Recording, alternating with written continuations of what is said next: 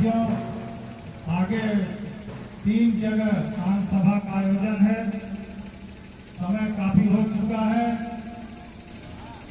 आगे के कड़ी में हमारे प्रदेश के हम सबके मुखिया, मार्गदर्शक, स्टेट केंद्रीय कोऑर्डिनेटर परम आदरणीय MP हरिद्वार साहब, एडवोकेट MP हरिद्वार साहब से चाहूंगा कि हम सबको संबोधित करेंगे।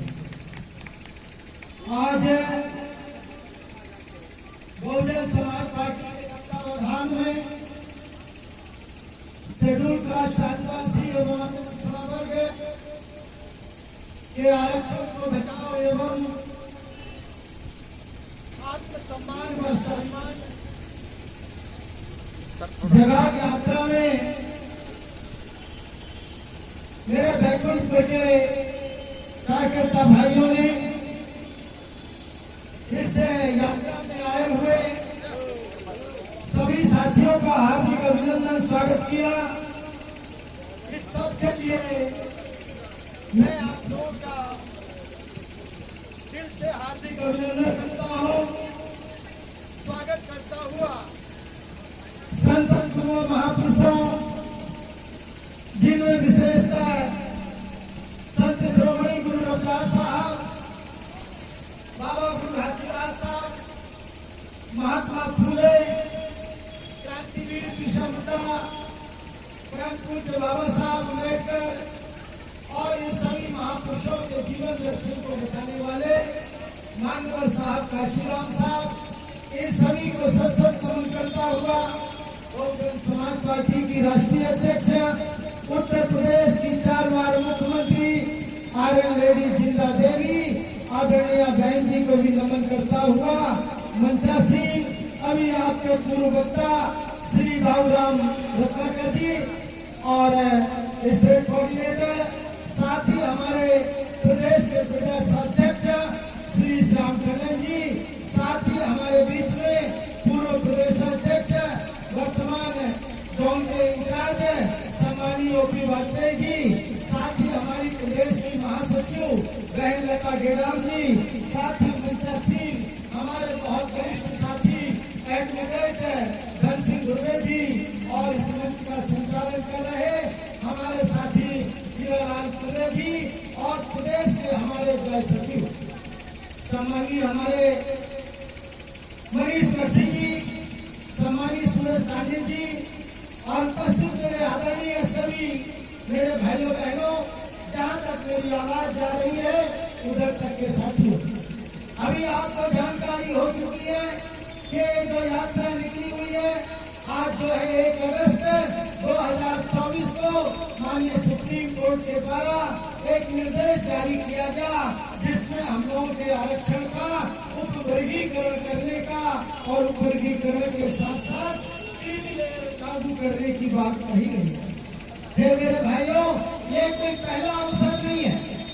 हमारे आरक्षण के संविधान को चोट पहुंचाने का या संविधान को धीरे धीरे नष्ट करने का एक कोई पहला मौका नहीं है। मेरे बंधुओं, मैं आपको बताना चाहता हूँ कि 1984 में इस देश के प्रधानमंत्री साथियों राजीव गांधी ने हमारी भर्तियां रोकी थी। इसके बाद में तो इस देश के अंदर कॉन्ट्रैक्टरी प्रथा चालू हो गई, ठेकेदारी पर लोगों को नौकरी में रखने लगे। जब ठेकेदारी में रखने लगे तो आरक्षण का अपने आप उसका लाभ मिलना बंद हो गया। देखिए कितनी चालाकी के साथ हमारे आरक्षण को काटा गया है, इसको समझने की कोशिश करेंगे। ठेकेदारी पर रखने लगे, कम दाम पर रखने लगे, यानी मेरे मित्रों कोई 12,000, कोई 14,000, कोई 16,000 इस तरह की ठेकेदारी की नौकरियों पर लोगों को रखने लगे और वहां पर कोई SC ST OBC का आरक्षण नहीं। पहला काम यह किया गया। दूसरा काम जो सबसे बड़ा और किया गया कि इस देश की सारी सरकारी संस्थान, जितने शासकीय बड़ी बड़ी फैक्ट्रियां थी, बड़े बड़े उपक्रम थे, बड़ी बड़ी तेल की कंपनियां थी, जहाँ वाटर फैक्ट्रियां थी, जहाँ 45,000 60,000 तक कर्मचारी हुआ करता था। एक फैक्ट्री में 60,000 कर्मचारी, 45,000 कर्मचारी और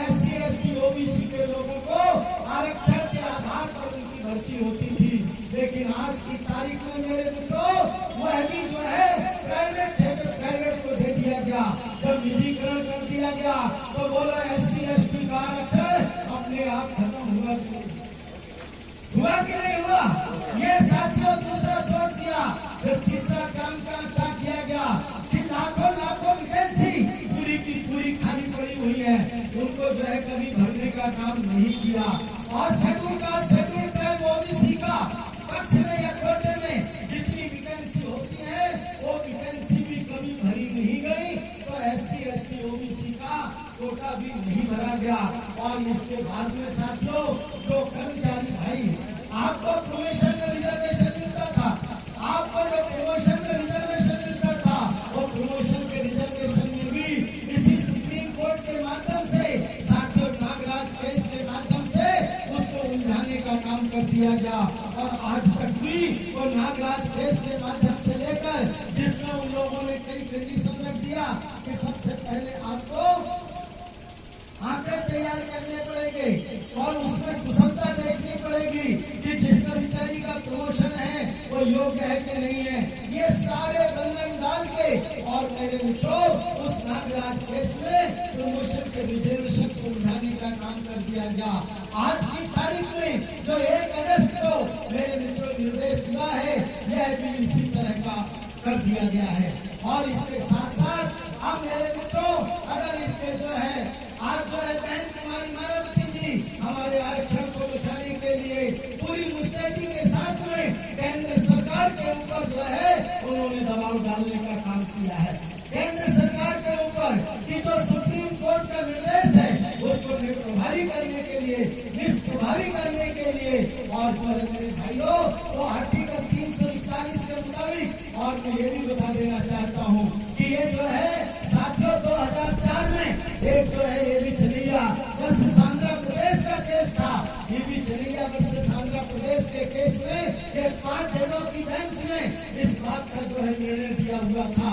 क्या निर्णय दिया हुआ था कि आरक्षण के अंदर आरक्षण नहीं हो सकता है। और क्यों नहीं हो सकता है? क्योंकि ये वर्ग है, ये एक समूह है, और ये समूह भी जो है समूह है, और ये समूह भी इस आधार पर बनाया गया है क्योंकि जितनी जातियां आती हैं इनको बराबर के अत्याचार इनके साथ होते थे, उसके आधार पर इनको जो है इनकी गिनती की गई और इसलिए इनको ऊपर है, तो गलती से भी इनका वर्गीकरण नहीं किया जा सकता है। ये 5 जजों की सुप्रीम कोर्ट की बेंच ने 2004 में कहा था, जो 2024 में पलटने का काम किया है और आर्टिकल 341-42 की अनदेखी करने का काम किया है। क्योंकि उसके अंदर क्या है, ये है कि अगर उसको जो है जो भी जाति को बाहर कर सकता है या जोड़ सकते हैं उसका प्रावधान तो संसद के अंदर पास होके राष्ट्रपति के आदेश को जाएगा। आज राष्ट्रपति के साइन होने के बाद वो दिया जाएगा। अभी सुप्रीम कोर्ट ने क्या किया है, अब इस निर्देश के मुताबिक जो है मेरे मित्रों प्रदेशों को अधिकार दे दिया है। ये अधिकार प्रदेशों को दे दिया है कि प्रदेश चाहे जिस जाति को इसमें शेड्यूल कास्ट शेड्यूल ट्राइब में रखे और चाहे जिस जाति को शेड्यूल कास्ट शेड्यूल ट्राइब का लाभ देना बंद कर दे। ये प्रावधान, ये ताकत किसको दे दिया है? ये प्रदेश को दे दिया है। जबकि पहले क्या होता था, प्रदेश की विधानसभा से मेरे मित्रों प्रपोजल जाता था, प्रस्ताव केंद्र को जाता था, केंद्र में पास होता था, फिर राष्ट्रपति के जाता था। आज की तारीख में संसद और जो है मेरे मित्रों तो राष्ट्रपति को टोटल इस निर्देश ने बाइकआउट कर दिया है। और जो है साथियों प्रदेशों को हाथ में ताकत दी हुई है। इसलिए साथियों और जो माननीय बाबा साहब अम्बेडकर ने हम तो जातियों का विनाश करके वर्ग बनाए थे, 3 वर्ग बनाए, जो पिछड़ा वर्ग शेड्यूल कास्ट आदिवासी। अब मेरे मित्रों जिसमें 3743 जाति का विनाश करके अन्य पिछड़ा वर्ग बनाया था, 1500 जातियों का विनाश करके शेड्यूल कास्ट बनाया था, 750 जातियों का विनाश करके शेड्यूल ट्राइब बनाया था। अब साथियों जातियों का विनाश करके वर्ग बनाया बाबा साहब ने।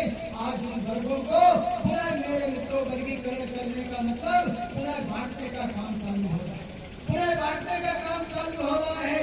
ये राष्ट्र के लिए बोलो मेरे मित्रों कितने खतरनाक बात है, हमारे ऊपर कितना बड़ा कुठाराघात है। इसलिए साथियों अगर आज आप नहीं जागे तो फिर आप आपके धीरे धीरे पूरे अधिकार, और इससे ही आपका अधिकार खत्म हो गया है और संविधान को धीरे धीरे निष्प्रभावी बनाया जा रहा है। संविधान बना रहेगा लेकिन संविधान खत्म भी हो जाएगा, संविधान बना रहेगा लेकिन इसी तरह से खत्म हो जाएगा। इसलिए मेरे बैकुंठपुर के साथियों, मेरे कार्यकर्ता भाइयों, मेरे जो है साथियों सूरजपुर के भाइयों, मेरे बलरामपुर के साथियों, अंबिकापुर के साथियों, ये पूरे सरगुजा बैठ के मेरे बंधुओं, मेरी आपसे अपील है और गुजारिश है कि आप ये जो पम्पलेट है इसको लेके एक एक गांव जाइए और एक एक गांव में जाकर इन सारी बातों को बताने का काम कीजिए। अगर ये सब बातें बताने का कार्य किया जाएगा तो मेरे भाइयों बहनों में बताना चाहता हूँ कि लोग जाग के खड़े होंगे और जो माननीय बहन कुमारी मायावती जी ने निर्देश दिया हुआ है और साथ साथ वो जो है इसको मजबूती से लड़ने का काम कर रही है। उन्होंने केंद्र सरकार से कहा था कि तुम जो सत्र चल रहा है इसी सत्र में जो है बिल लेके आओ, इसको जो है प्रभावी करने का बिल लेके आओ और बिल लाकर जो है इसको पास करके 9वीं अनुसूची में डालने का काम करो ताकि इस आरक्षण को भविष्य में न छोड़ा जाए। लेकिन जो ये नहीं किया, माननीय बहन जी ने इसलिए भारत बंद में भी पूरी अपनी भूमिका अदा करने का काम किया। हम सारे कार्यकर्ताओं ने भारत बंद करने में अपना जो है अहम भूमिका निभाया और आज छत्तीसगढ़ के साथियों अंदर इस बात का तय किया गया ये जो मुद्दा है इस मुद्दे को जो है हमें पूरे जन जन तक फैलाने का काम करना चाहिए।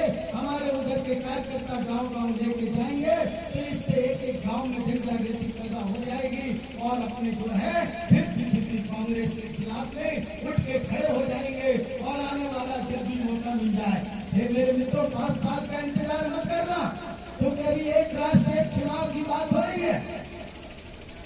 और वो जो है मेरे मित्रों जो कोविंद जी है, कोविंद जी के उसमें अध्यक्षता में जो है रिपोर्ट आ गई है और उन्होंने इसकी सिफारिश की है। अगर कभी ऐसी स्थिति बन जाती है ये 4 साल के अंदर भी पूरे राष्ट्र के चुनाव हो सकते हैं। इसलिए ये मान के चलो कि चुनाव तो हमें अगले साल ही लड़ना है। ये आपको जो है मेरे मित्रों इस किस्म का दिल में जो है ठान के आपको काम करना है। अगर आप 4 साल के चक्कर में पड़े रह जाओगे और अचानक इस तरह का उन्नत बता दिया तो फिर आप खड़े के खड़े फिर रह जाओगे। इसलिए आप ये मान के चलो कि हमें बहुत जल्दी चुनाव लड़ना है। इसलिए बंधुओं इसके लिए आप लोग तैयारी करने में लगेंगे और ये एक ऐसा मुद्दा हमारे पास है, इस मुद्दे से हम गांव गांव में घर घर में बैठ बैठ के समझाने का काम कर सकते हैं। पम्पलेट आपके पास प्रचुर मात्रा में आए हैं, इस पर्चे को भी आपको बांटने का काम करें। कमी पड़े तो और बताओ और छपेंगे, लेकिन इस काम को जो है गति से फैलाने का काम करो और आप लोगों से यही सब अनुरोध करता हुआ जब जी जान से लग जाओगे और ज्यादा वक्त ना लेता हुआ मैंने अपनी बातें जो है थोड़े से शब्दों में खत्म किया है और इन्हीं के साथ में धन्यवाद। जय भीम, जय भारत, जय जय का श्री राम साहब, धन्यवाद साहब।